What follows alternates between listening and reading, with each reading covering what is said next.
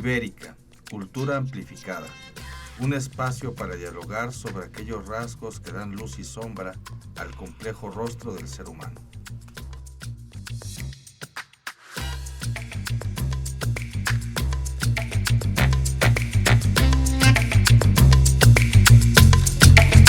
La astronomía es la más antigua de las ciencias y sin embargo es la más joven de todas las ciencias. Esa es una frase de Johannes Kepler y que de cierta forma nos inaugura este primer podcast que estamos grabando aquí en Ibérica. Para ello nos van a acompañar, a lo largo de estas grabaciones, amigos, compañeros, que comenzamos platicando con charlas de café y decidimos llevar estas charlas a una grabación para dejar una evidencia para la posteridad. Para ello nos acompañan Moisés Anaya González, él es maestro en filosofía. Ahorita nos hablarás un poquito sobre ti. Da clases en Ibérica, tiene varias materias aquí en el instituto, en la preparatoria. También nos acompaña Arturo Gómez, también es maestro en filosofía. También da clases aquí en Ibérica. Y bueno, yo soy Eduardo Ruiz. También tengo la maldición de la filosofía, no lo sé. Pero vamos a comenzar hablando de Kepler. Y para escuchar otras voces, no solo la mía, rápidamente quisiera mencionar algunos rasgos muy generales de Kepler. Bueno, Kepler nace en 1571, muere en 1630. Digamos, es un pensador que está en la edad tardía, ya de la Edad Media, comenzando prácticamente el Renacimiento. Hay un elemento muy interesante que iremos platicando sobre Kepler, pero yo quisiera ir adentrando algunas cuestiones de un humano demasiado humano al respecto en este personaje. Por ejemplo, Kepler lo entendemos como uno de los grandes portavoces de la ciencia moderna. Él construyó esta teoría o estas leyes de las órbitas elípticas que se van a enfrentar a la tradición medieval de un universo estático, de un entorno un tanto más medieval, y va a ir construyendo un pensamiento científico, ¿no? Las leyes de la ciencia van a estar prácticamente instaladas. Pero Kepler era también un hombre entregado a la teología, al pensamiento religioso. Y esa es la primera cuestión. Hablar un poco sobre Kepler, pero ver esta cuestión, esta distinción entre realmente la ciencia y la religión están separadas. Realmente la razón y la fe no pueden comulgar en una unidad. ¿Quién empieza? Adelante, Moisés. Bueno, primero que nada, un gusto estar con ustedes, compartiendo este espacio. Y sí, creo que acabas de dar en el clavo, ¿no? Kepler justamente es este personaje junto con otros del 17 que nos van a hacer cuestionar la relación, la ligación entre religión y ciencia. Hoy en día pensamos a estas dos disciplinas, estos dos campos del conocimiento como lejanos e incluso opuestos entre sí, ¿verdad? Sin embargo, ellos nos vienen a demostrar que no necesariamente es aquí. Y yo quisiera solamente poner sobre la mesa 2 puntos. Primero, que en el 17, con esta pléyade de científicos, se va a empezar a desquebrajar el modelo aristotélico, al menos en cuanto a la física. El modelo astronómico que se había planteado con Aristóteles va a perdurar prácticamente hasta estos siglos. Es a partir de Galileo que comienza todo un proceso de, si no de refutación, por lo menos de crítica hacia este paradigma del estagirita. Y posteriormente, pues se irá desquebrajando, insisto, el modelo aristotélico.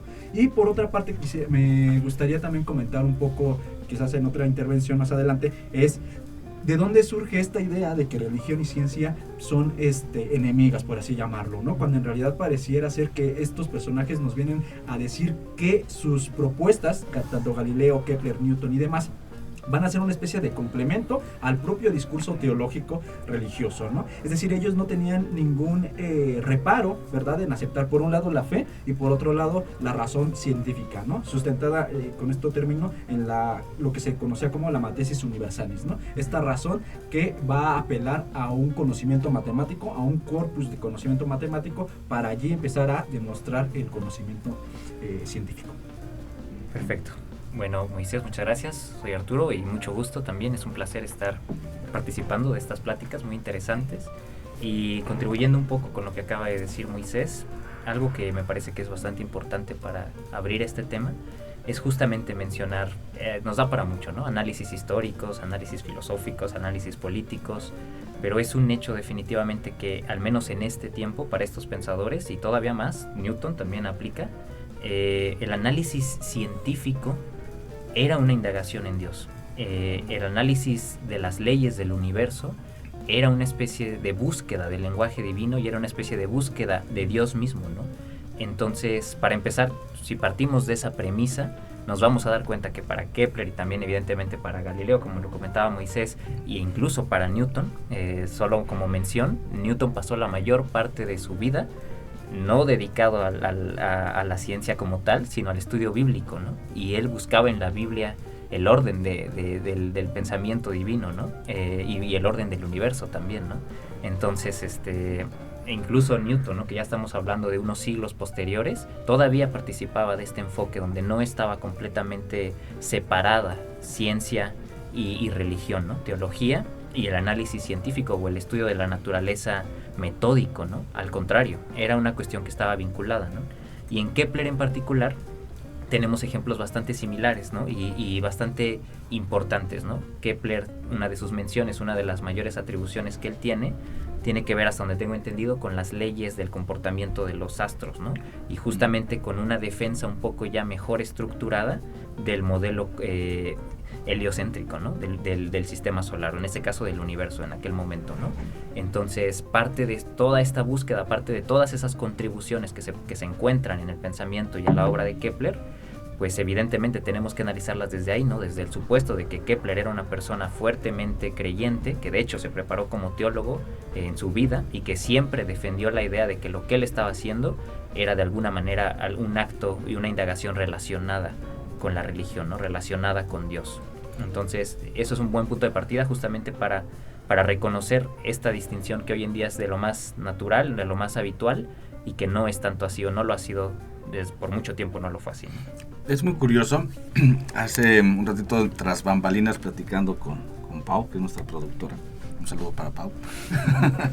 Se hablaba que anteriormente, por ejemplo, pensándolo desde el Renacimiento y los siglos posteriores, había una especie de tabú, aquel que cuestionara cierto tipo de orden teológico o ciertos dogmas. Porque si bien Kepler, regresando con Kepler, sí era un ferviente religioso, también tuvo discrepancias con la Iglesia Católica por proponer formas distintas también de entender el mundo. Kepler mencionaba que el verdadero templo para entender a Dios era la ciencia, porque no requería justamente edificar uno, sino que estaba en ese orden natural, que eran las matemáticas propiamente, ¿no?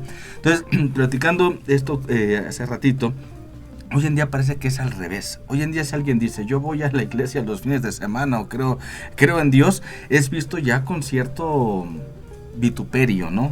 Cuando antes era al revés. Es muy curioso. Regresando con este punto, y quizá para ir redondeando y pasar a otro aspecto, quisiera mencionar también lo siguiente en relación a Kepler y el pensamiento tanto teológico como científico. Este aspecto tiene que ver, por ejemplo, en que si realmente hoy en día podemos separar ciencia y religión. Ya hablaba Arturo, Moisés, sobre, por ejemplo, la influencia que tuvieron tanto Galileo como el mismo Newton, que buscaban encontrar un orden divino, ¿no? El mismo Kepler decía que este orden de los planetas era tratar de encontrar el pensamiento de Dios. O sea, realmente, ¿cuántos genios existieron en aquel entonces, no? O sea, realmente, el mismo creador de la teoría del Big Bang, Le Metrier, me parece, pues era un clérigo. El mismo Mendel era otro... Copérnico, de hecho, era sacerdote y llegó a ser canónigo, ¿no? Entonces, ahí inicia quizás con Copérnico, que es la postulación del heliocentrismo, perdón, de la teoría... heliocéntrica, perdón, que después retoma Galileo. Es bien curioso porque ellos son sacerdotes, o sea, es impensable para muchos, ¿no? Y creo que también tiene que ver con este sesgo moderno de concebirse mejor que la Edad Media, ¿no? Justamente el término Edad Media es moderno, ¿no? Entonces, desde ahí creo que viene, ¿no? Y ya para cerrar, creo que esta parte es esta película de Código Da Vinci, ¿no? Basada en el libro de Dan Brown, con el personaje de Tom Hanks. Creo que ahí nos muestra justo lo que tú mencionabas, profesor, ¿no? El carácter de, si yo estudio la ciencia, voy a ser una persona superior, tanto en intelecto, ¿no? Porque no me estoy guiando por la superchería de la fe.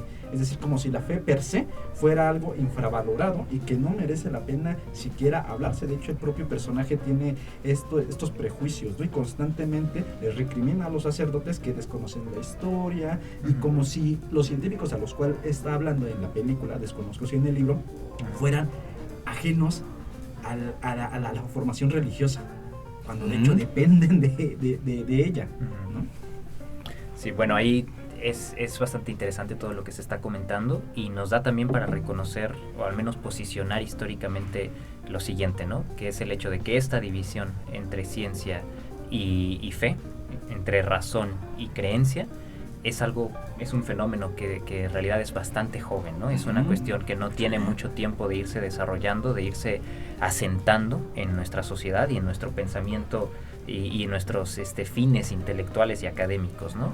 Eso pasa hoy en día pareciera que está bastante separado, pero en realidad no ha sido el caso. Si hablamos de la historia más general y de los últimos siglos, en realidad es algo bastante actual, ¿no?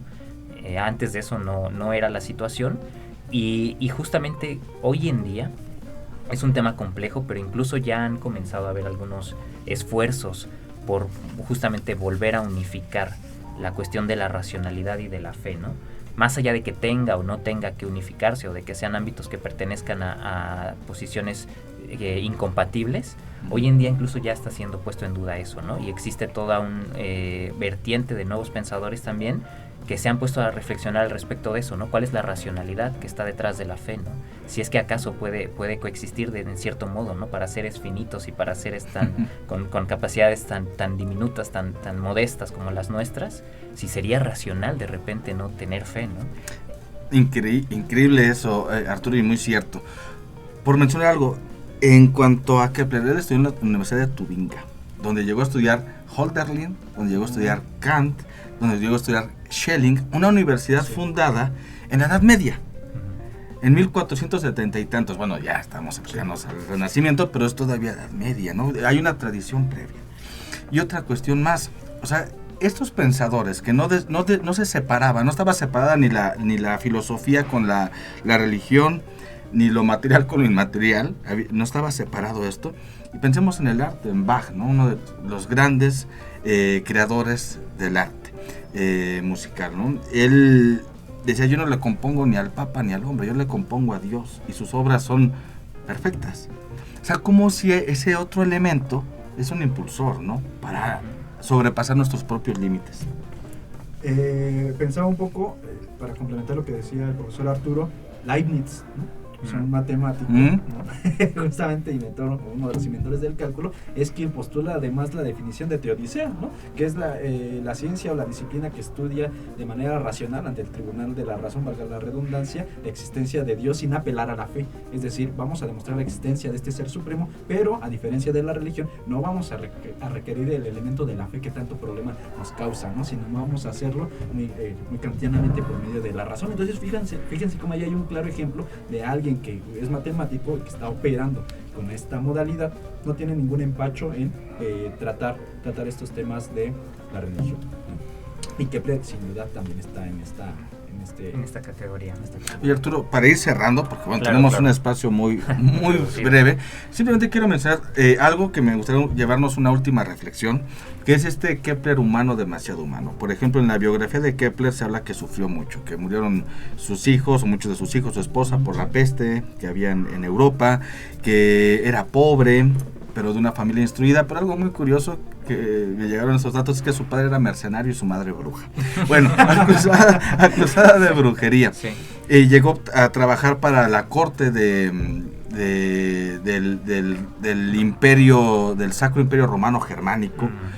O sea, bueno, es una vida extraordinaria.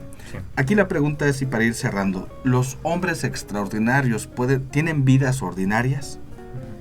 ¿O no necesariamente implica lo ordinario tener un impacto extraordinario para la historia de las ideas?